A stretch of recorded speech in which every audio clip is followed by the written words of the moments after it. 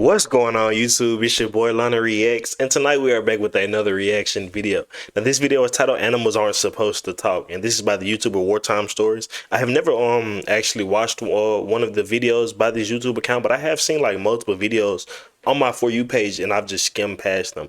But from what I do know, this account in general is like paranormal stories but for military personnel. So I'm guessing they're going to be like telling story that different military personnel, came across, like different paranormal shit that, soldiers came across, excuse me. So honestly, with that being said, I don't have too much to say. From the thumbnail, I did see something about Skinwalkers, so I'm guessing this is going to be, this is going to have to do something with like Native Americans, etc. So honestly, with that being said, I don't have too much to say. Just dive into this, man. Yep. The Navajo are a tribe of Native Americans whose earliest settlements lay in the southwestern United States, primarily in what are now the states of New Mexico, Utah, and Arizona. Along with their own ancient tribal war history, throughout the Pacific Island campaigns, Navajo men proudly fought alongside fellow Americans during the Second World War. The now famed Navajo code talkers and their unusual language was used to great effect for the encryption of American radio transmissions, which confounded the Japanese cryptologists who intercepted them. But the Navajo people also speak about things which confound the rest of us. So is this where a lot of the Native American folklore comes from? It comes from the Navajo people, or maybe it's like it isn't just them, it's like different Native American tribes and peoples, etc. They tell stories about strange things that creep and crawl around the wild desert expanses and forests of the Americas. Legends which persist until the present day. One such popular Navajo legend is about evil witches, something the native people call Yenagloshi. With it, he goes on all fours. Skinwalkers. Such a creature is considered half person and half animal. It starts as a medicine man or woman who once used their powers of healing for good, but for some reason they turn to evil, to murder, and to eating the flesh of their human victims. I have heard they believe it gives them power. They are believed to be immortal. The only way to destroy one is to kill them in their animal form. Not only do skinwalkers bring pain and suffering to their victims, but they can crawl inside a person's mind and control them. They can make them hear things and see things that are not really there. Or so the legends go. But while the Navajo people continue to pass down stories about encounters their ancestors have had with these creatures, it seems there are more than a handful of American service members who, while out training in the field, have likewise come face to face with something they could not explain. Better shoot that motherfucker. Something that terrified them out of their wits. Something that looked like an animal, but spoke like a human. Whoa. This is the Smoke Pit, and these are their stories about skinwalkers. Honestly, bro, I be believing a lot of people when they tell me that they've experienced some type of paranormal shit or weird shit. Because I remember, bro, as a kid, bro, I used to dead ass see spirits. Like, I remember this. As a kid, I used to see spirits, bro. Spirits are real, bro. I promise you, spirits are real, bro. Skinwalkers might be real, bro. Like, honestly. So I believe all of this. Before we enter into the stories from our military service members, it might help our understanding of these creatures to hear one story that is told by the Navajo people. Modern times may have quelled the superstitious fears that many native people once held, always cautious of certain creatures, always on the lookout for skinwalkers. But it was once, if not still is, a very real fear. Navajo parents would warn their children that skinwalkers could look like anyone else during the day, then at night transforming into creatures with glowing eyes. Skinwalkers appear during the day too, they said, waiting and watching for their victims. They could run like the wind and easily track down a person. One Arizona Navajo man tells us a story that took place about 100 years ago. This man's name is Art Tracy Jr., and his story was published by fellow natives from the Ponca and Tongva tribes in a book they subtitled Chilling American Indian Stories. As his mother relayed the story to him, in the 1920s or 30s, there was a Navajo man working as a ranch hand for a wealthier Navajo landowner somewhere around the western part of the Navajo reservation in Tuba City, Arizona. One day, he decided to ask his employer for a few days of leave to go and visit his family where they lived in New Mexico. Riding horseback through desert canyons, mesas, and open range, he eventually stopped along his route to rest for a while. While paused, staring out at the desert expanse around him, he suddenly spotted an old, mangy coyote sitting on top of a hill not too far away. The man pulled out his rifle, took aim, and fired, watching the coyote drop to the ground. He then walked over to inspect his kill. Reaching the top of the hill, he was shocked to find not the body of a coyote, but a young Navajo man with long hair. At least, part of a young man. And he was dead. The top half of his body was human, the skin painted with designs, and his lower half that of an animal, covered in the fur of a coyote. Now horrified, the man who shot him looked around, wondering what to do. Spotting a deep crevice along the canyon's edge, he dragged the creature's body to the cliff and hurled it over the edge. His fear growing, he then mounted back up and rode his horse near to death, riding even past nightfall, trying to put as much distance between himself, the creature, and the place where he killed it. Finally crossing the Chuska Mountains, he reached his relative's home just past Shiprock, New Mexico. After recounting his story to them, they too experienced an unnatural fear. "You must never go back to your employer," they told him. "You have to stay here. The relatives of the Skinwalker will be looking for answers, and they'll be out looking for you." Oh. Okay, that's crazy. I didn't know Skinwalkers were in like It stands to packs. reason that a creature that takes the form of a wild animal would more than likely be encountered in the wild. It should be no coincidence then that the majority of these following stories take place in the wild, unkempt regions of various military installations, what service members would call the field. After all, military bases are often built on the more undesirable expanses of undeveloped land, those which are often still covered in dense forests or vast expanses of unusable desert. These portions of land are therefore only differentiated from wild land by the long fence surrounding the base's perimeter, maybe with a mess of barbed wire adorning the top.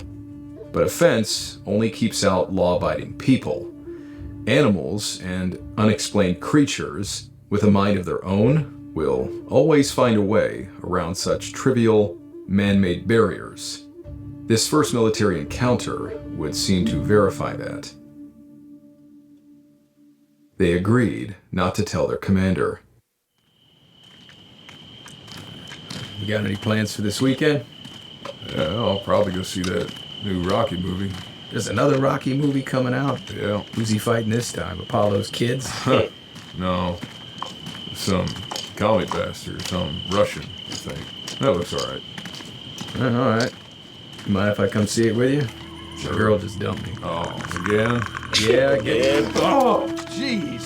Hey, Get your hands up. Damn. Sir, Old man, you scared the shit out of me. sir, get your hands in the air. Get your hands up. Do you have any idea where you're at right now, old man? I think there's something wrong with him. Either he's deaf or he's got some sort of mental problem. Sir, get your hands in the air. Hey, go ahead and call this in. Yeah, let me get it. HQ, this is Rover 1. Come in, over. HQ, this is Rover 1. The following account was submitted to the curators of the Paranormal Scholar website by Stacy C. on behalf of her uncle Bob R. My uncle Bob was in the Army. Last Thanksgiving, he got drunk and told us all a story that shocked me. It was around 1985, and he was still new to the Army, only being about 3 years in. He was on patrol duty on a base in Arizona. It was late, and he and another guy were walking along the fence line. Bob and the other guy were focused on looking out beyond the fence, outside the base, when they heard a sound behind them. The sound came from the inside, from their side of the fence. When they turned around, they saw an old man dressed in buckskin, with long hair and braids. Bob described it as being so gray that it almost glowed in the moonlight. The man was standing approximately 30 feet behind them. Both men drew their weapons, as the old man was in a restricted area, with warning signs all over the place. They could have shot him if they'd wanted to. But neither my Uncle Bob nor his buddy wanted to shoot an old man. They figured that he must have Alzheimer's and had wandered into the base or something. After all, he wasn't threatening them, and he appeared harmless. The men shouted to the old man, telling him he was in a restricted area and that he needed to put his hands in the air. Bob thought they'd walk him back to post and then call the local police department, who would be able to get him back home. Bob tried to call in a report, but it was just static. Asking his friend to help, both he and Bob turned to tinker with the radio. Although they only looked away for half a second, to quote my uncle, when they turned back, the old man was gone. In his place was a massive rabbit, just sitting there, watching them. That's what he said, that when he and his partner looked back up, the man had disappeared, and there was this large rabbit sitting in his place. Sir, Both men looked around, right to left, and back again to see where the old man had wandered off to, but he was nowhere to be seen. In that time, the rabbit took off towards the fence. Then again, they heard a noise behind them, What the? and when they turned around, the same as last time, the old man was there. This time, however, he was now on the outside of the fence. How did he get over the fence? The fence was a good 8 to 10 feet tall. There was no way this old man could have jumped it. to hell with this. Bob described how that sent him and his buddy off running, Shit, I feel it. and they agreed not to tell their commander. Keep in mind that my uncle was drunk, but despite over 30 years having passed since that night, he still looked scared as hell when he told us that he had seen a skinwalker.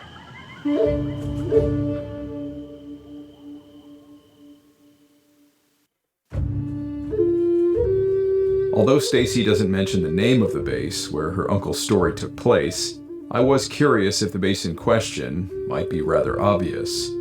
Arizona has several military bases, 3 of which are Army.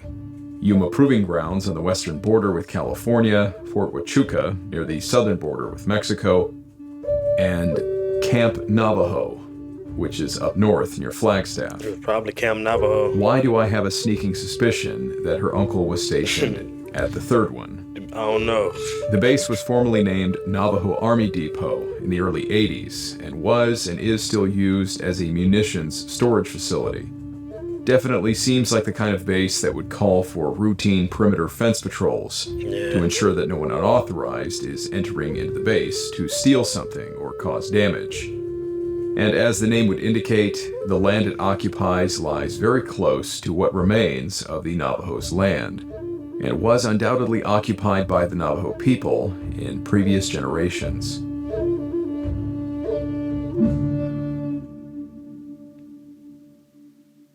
Skinwalker guns. Skinwalker guns. The following story comes from an unnamed Marine who spent time training in a desert wasteland that is otherwise known as Marine Corps Base Camp Pendleton in Southern California. So it's just some weird shit going on over there on the West Coast, huh? Submitted this story to Nick Orton, who runs the Tales from the Grid Square project. I've personally spent quite a bit of time roaming the desert on that base, both day and night. Plenty of wild animals that a Marine can run across at any time. There's rabbits, mice, deer, skunks, coyotes, a few bobcats, quail, roadrunners, hawks, owls, and the more dangerous animals like the odd buffalo, rattlesnakes coiled around the base of shrubs, and even one Marine in my group that was stalked during a nightland navigation course by a mountain lion. I've otherwise had my share of strange hallucinations out there, probably due to sleep deprivation and the mesmerizing effect of the green-tinted night vision goggles. But to my knowledge, I'm the only one who saw those things. Whatever this Marine and his buddies saw would arguably creep anybody out. He writes, My squad's name is Skinwalkers, and there's a story behind it. A little over a year ago, we had a division-level exercise called Steel Night. My gun squad was attached to a platoon in a defense position above the Camp Horno combat town. While we were out there, one of my buddies told me how he had seen this Skinwalker when he was younger. It creeped us all out when he said it was still following him to this day. We only had one boot in our squad, a Marine just out of boot camp, I mean. So me and my buddy took an hour of gun watch so my boot could get a little sleep. But instead of sleeping, it's 30 minutes into this watch shift, so maybe around 01:30, give or take, and this boot keeps saying he's hearing weird noises, like the sound that the Predator makes, but says it sounds faster and louder. My other buddy that told us he had seen a Skinwalker when he was younger, he then tells us that the one he saw made that same noise. So that freaks us out, and we get real quiet and start listening for whatever this noise is.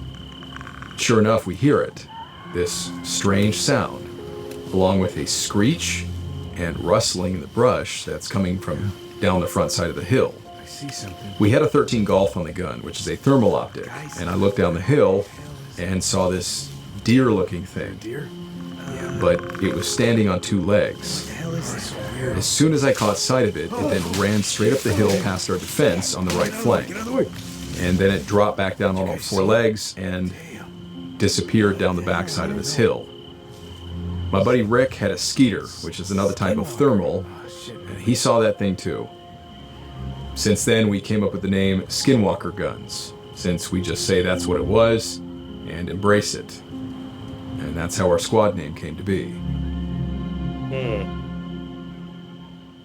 Okay, so it's like just different quick stories. Okay, that's cool.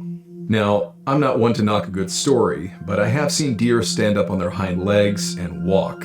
Usually when two bucks are fighting, or some other instance where one deer is showing signs of aggression, possibly trying to reach the lower branches of a tree to eat the leaves. I've never seen one that made predator noises run up a hill before. Nor did I see it through thermals in the dead of night after one of my buddies had just told me a Skinwalker story. All of that happening at the same time would make for a creepy experience in any case. But the following stories are not so easy to offer a rational explanation for. Okay. Hello. Tries to break right towards the nose of the plane and not jump. So Jumpmaster sees him going right and says, nope. He reaches up, he grabs the overhead, and then donkey kicks his ass right out the door. Dude, I got out right after him, and he is screaming. Holy wait. What? Blue blazes. Mountain lion? Sounds a hell of a lot more like a woman. This next account comes from an unnamed soldier who is likely a member of the California National Guard and was serving on a security detail during a massive wildfire.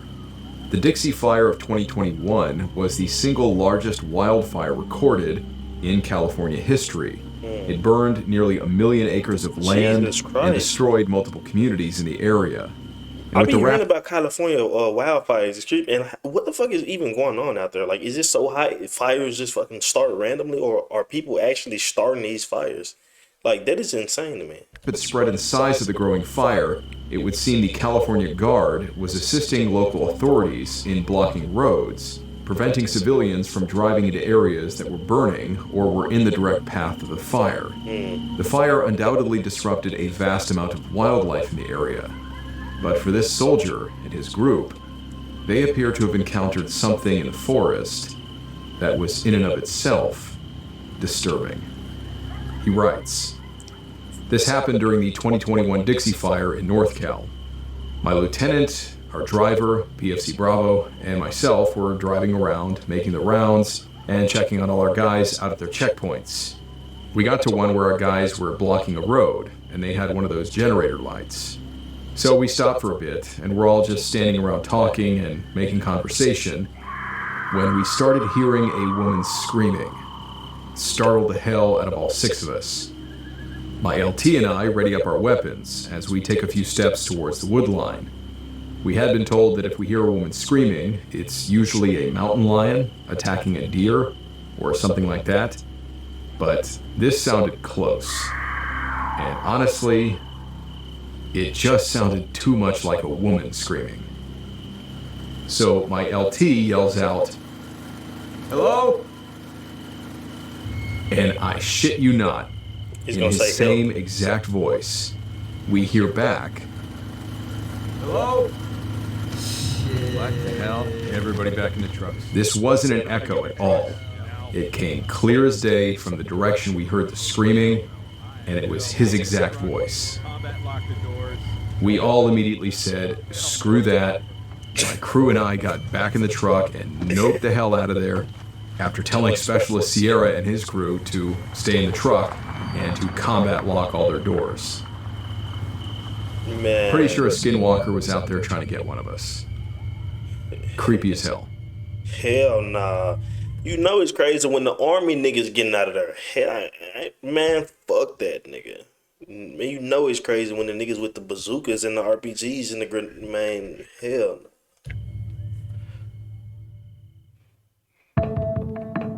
As I mentioned earlier, these last few stories were shared with me by Nick Orton, a man who is currently serving in the U.S. Army. I know you're there. Do you? Here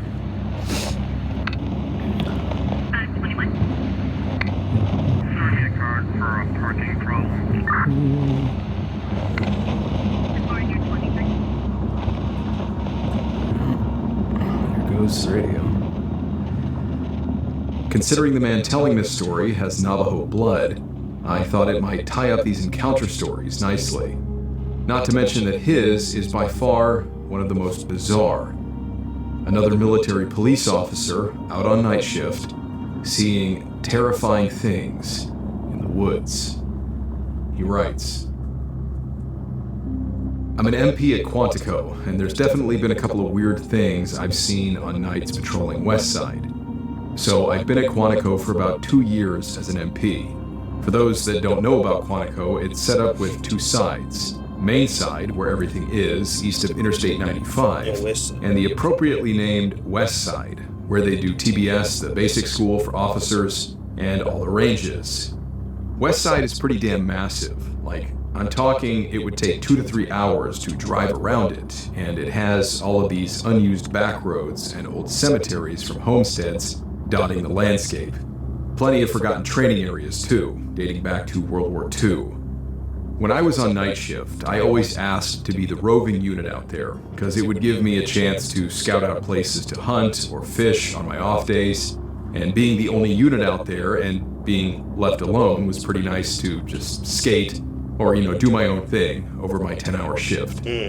Now, I'm not a stranger to the woods or to the outdoors or anything. I grew up running around the mountains for quail and deer in Southern California as a kid, and spent a ton of nights out camping by myself in my teens. So there's really not much out there in nature that freaks me out.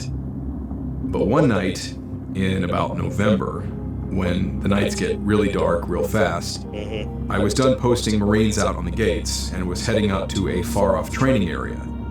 I had my tree stand and trail camera that I'd previously set up and wanted to go take a look to see if anything had been around. To get there, you have to drive about 30 minutes up one road and then another 15 until you hit a long dirt road that dissects that part of the base in half.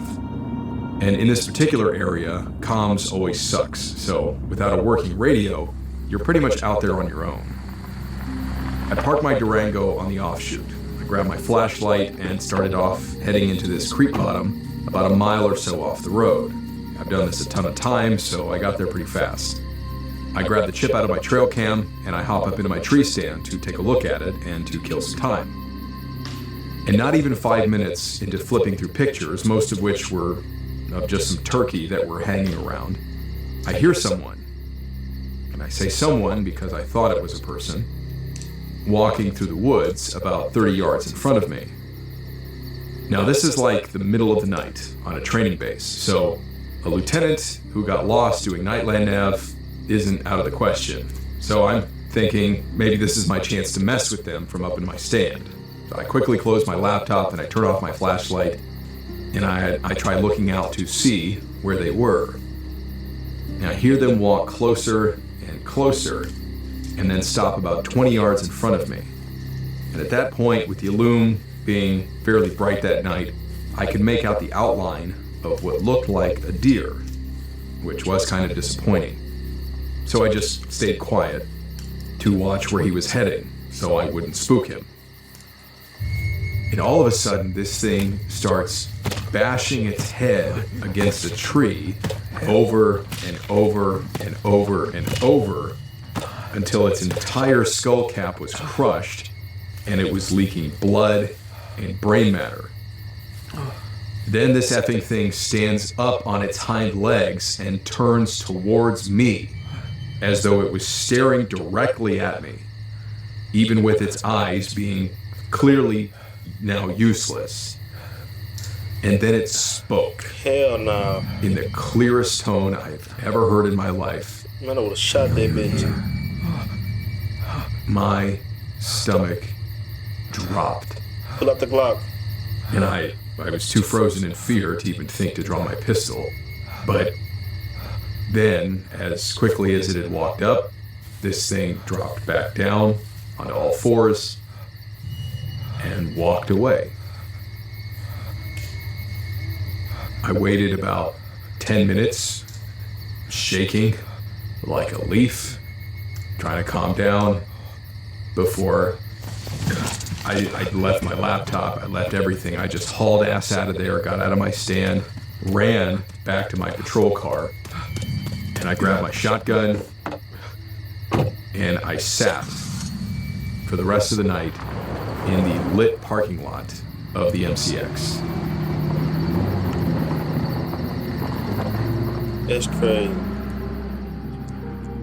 I would have shot that motherfucker, I ain't gonna lie. It took about a month before I summoned up the courage to go back, grab my laptop and stuff I'd left there. It was gone. And I went with a friend who I didn't tell what had happened, but I told him to bring his long gun as well. When I got there, I grabbed my stuff, and I looked towards where the thing had been. And the tree was busted up with splinters everywhere, and what looked like, the bone fragments and the mess, the blood scattered on the ground. Needless to say, I don't go out checking stuff in the middle of the night anymore. And I hunt on the complete opposite side of the base. And anytime I do need to go by there now, I always take a shotgun in condition 1. I told my Navajo grandpa about this, and he told me not to speak about it, but clearly, I don't listen well. It freaked the hell out of me. Got me so messed up to the point where I don't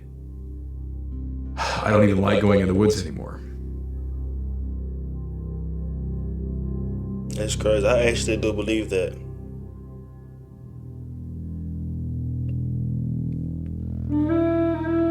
As I say, I've seen deer do strange things, but talk? While the idea seems completely ludicrous, Navajo legend does say that skinwalkers possess the ability to enter a person's mind and make them hear and see things that aren't really there. So perhaps the voice he heard was only inside his own mind. It's no less terrifying either way. As for the animal's strange behavior, if it indeed was just an animal, I found at least one more account online where a young man recalled seeing this kind of behavior while hunting with his grandfather.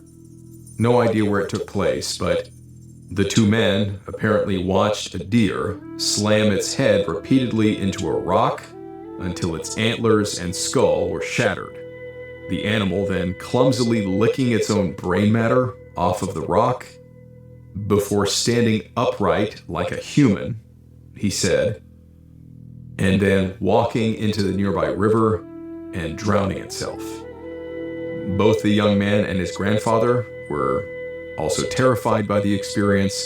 It likewise kept them from wanting to return to the woods, And quite strangely, the story ends with the young man saying his grandfather moved to Florida shortly afterward for what he put in quotes as safety reasons. He makes no mention about having any suspicions about what this animal was, other than just being a deer, acting strangely.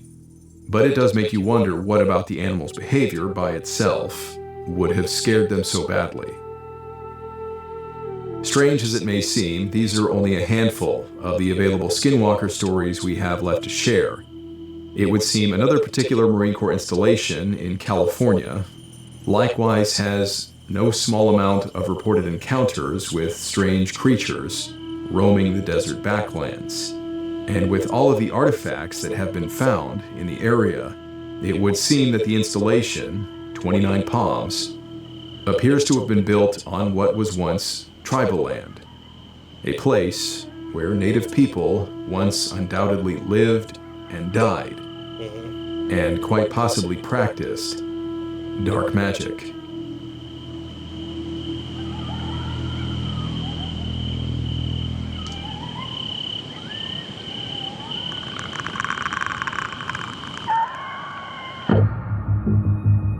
That's it? I believe that's it. Okay. Yeah, that was pretty good, man. It's a pretty good video, bro. I actually want to like do some more Native American folklore, Native American legend videos, because bro, that's actually pretty crazy, and I actually do believe some of those stories, bro. Like I'm not even gonna lie. I feel like nobody would lie about some shit like that or just make some shit up like that. But yeah, bro, this is actually like horrifying. Being in the fucking woods and you fucking see a deer just bashing his fucking head on a fucking tree, then it stands up on its two legs, then says, "I know you're there." Nigga, I would have shot that deer. I would have shot that. I would have emptied the entire magazine. Like, but yeah, if you did like this video, please like and subscribe so I can continue giving you guys these reactions. And I'll see you next time.